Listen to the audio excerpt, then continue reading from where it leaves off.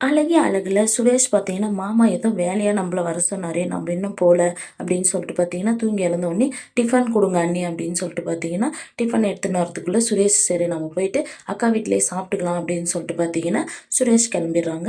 இங்க வந்த உடனே பார்த்தீங்கன்னா, டோரெல்லாம் லாக் பண்ணியிருக்கு. சுரேஷும் பார்த்தீங்கன்னா, தங்கராஜ் கால் பண்றாங்க, ரேவதி கால் பண்றாங்க. என்ன பண்றாங்க, யாரும் இவ்வளோ நேரம் ஆயும் எழல. நம்ம கால் பண்ணாலும் அக்காவும் எடுக்கல, மாமாவும் எடுக்கல.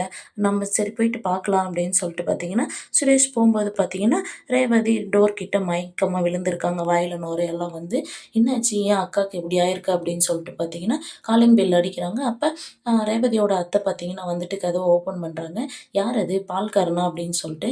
"ஆமா, நீ என்னப்பா பண்ற இங்க?" அப்படின்றாங்க. "என் அக்கா ஏன் இப்படி விழுந்திருக்கா?" அப்படின்னு சொல்லிட்டு சுரேஷ் கேட்கும்போது, "அதுவா? அதுவான்னு" கொஞ்சம் இழுக்குறாங்க. "என்ன நடந்துச்சு சொல்லுங்க" அப்படின்றாங்க. "நைட்டு தங்கராஜ் வெளிய விட்டு லாக் பண்ணிட்டான்ப்பா" அப்படின்னு சொல்றாங்க. சுரேஷ் பார்த்தீங்கன்னா பயங்கர கோவத்தோட ரேவதிய தூக்கிட்டு ஹாஸ்பிட்டலுக்கு போறாங்க. ஹாஸ்பிட்டல்ல போய் அட்மிட் பண்ணது, "கொஞ்சம் கிரிட்டிக்கலான ஸ்டேஜில தான் இருக்காங்க. இங்கேயே அட்மிட் பண்ற மாரி தான் இருக்கும்." அப்படின்னு சொல்லிட்டு டாக்டர் சொல்றாங்க. சுரேஷ் பார்த்தீங்கன்னா, மதிக்கு கால் பண்றாங்க. "நான் யாருக்கு சொல்றதுன்னு தெரியல. நீ ரொம்ப போல்டான பொண்ணுன்னு நெனச்சு நான் உனக்கு கால் பண்றேன். இன்னைக்கு லீவ் போட்டு நீ ஹாஸ்பிட்டலுக்கு வந்துரு." அப்படின்னு சொல்றாங்க. "சரி, எந்த ஹாஸ்பிட்டல் சொல்லு." அப்படின்னு சொல்லிட்டு பார்த்தீங்கன்னா, மதியம் சரி வரேன்னு சொல்லிட்டு வந்துர்றாங்க. இங்க தங்கராஜ் பார்த்தீங்கன்னா, தூங்கி எழுந்து, "ரேவதி காஃபி எடுத்துட்டு வா" அப்படின்றாங்க. பசங்களும் பார்த்தீங்கன்னா, ஒரு பக்கம் கத்தின்னு இருக்காங்க. ரேவதி ரேவதின்னு கத்துறாங்க. "எங்கடா நைட்டு தான் அவள வெளிய இழுத்து விட்டு கதவ சாத்திட்டியே தெரியலையான்றாங்க." "என்னம்மா நானா? நானா இழுத்து விட்டு கதவ லாக் பண்ணேன்? நான் கொஞ்சம் குடிச்சிருப்பேன் போல. நீயாச்சும் சொல்லக்கூடாதாம்மா?" அப்படின்னு சொல்லிட்டு தங்கராஜ் கேட்குறாங்க. தங்கராஜோட அம்மா பார்த்தீங்கன்னா, "என்னது நான் சொல்ற பேச்சே நீ கேட்கல. இப்ப நீ சொல்லக்கூடாதான்னு சொல்லி கேட்குற?" அப்படின்னு சொல்றாங்க.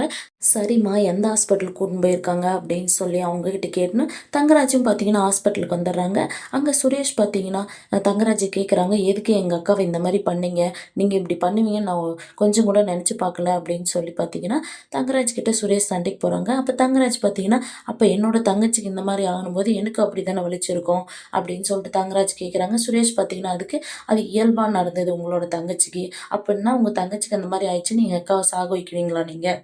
அப்படின்னு சொல்லிட்டு பார்த்தீங்கன்னா, சுரேஷ் சண்டை போடுறாங்க. இந்த சீரியல் எப்படி இருந்தா நல்லாருக்கும்னு சொல்லிட்டு கமெண்ட் பண்ணுங்க. இந்த வீடியோ பிடிச்சிருந்தா லைக் பண்ணுங்க, ஷேர் பண்ணுங்க, சப்ஸ்கிரைப் பண்ணுங்க. Thank you.